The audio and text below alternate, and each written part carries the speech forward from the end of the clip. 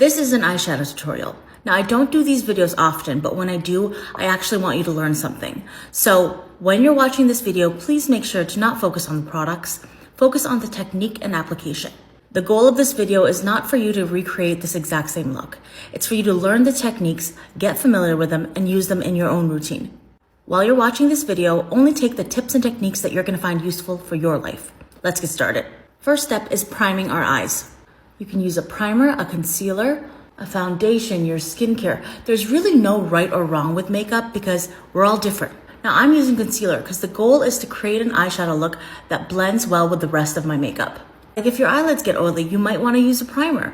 Or if you have fine lines or wrinkles, you might want to use an eye cream. So I've applied my concealer. I'm going to lightly set this eye with some translucent powder. This is a great tip if you're a beginner because what that translucent powder is going to do is it's going to create a smooth base for you to blend out your eyeshadows. When applying eyeshadow, you want to focus on two things: blending and layering. Whenever I'm blending eyeshadow, I think of two things: windshield wiper motions and little circles. I'm going to start off at my crease. With a light brown eyeshadow, I'm just going to go in windshield wiper motions like this.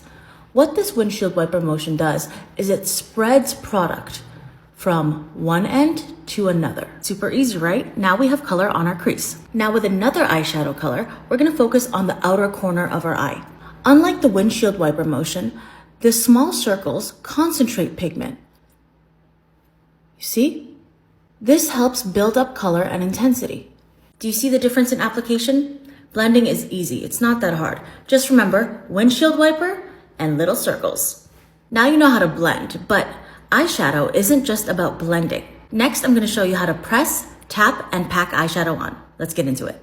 Use another eyeshadow shade and press that eyeshadow onto your inner corner and your lid.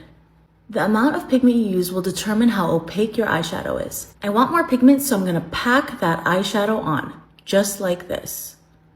When we pack our eyeshadow on, we're basically layering on more pigment, and this increases the intensity. Do you see the difference? While we layered our eyeshadow, we lost a little bit of pigment. So I'm gonna tap some pigment in just like this. And you know what? Let's touch up our crease too. And just like that, we pressed, packed, and tapped on eyeshadow. That's 3 different techniques. This might look like it's done, but it's not. We still have the brow bone and the lash line. Pro tip, for my brow bone, I like to apply a little bit of my face powder. I want my eyeshadow to blend seamlessly with the rest of my face, so that face powder technique, it's a holy grail. Now for the lash line, I just like to apply an eyeshadow in a windshield wiper motion like this, because I feel like it completes the eye. You see the difference? Finish off with some mascara, maybe a false lash, or even some smudged out eyeliner. It's really up to you. Here is the finished eye. Now you know the basics of applying eyeshadow. We went through blending and layering. And remember, the goal is not to recreate this exact look.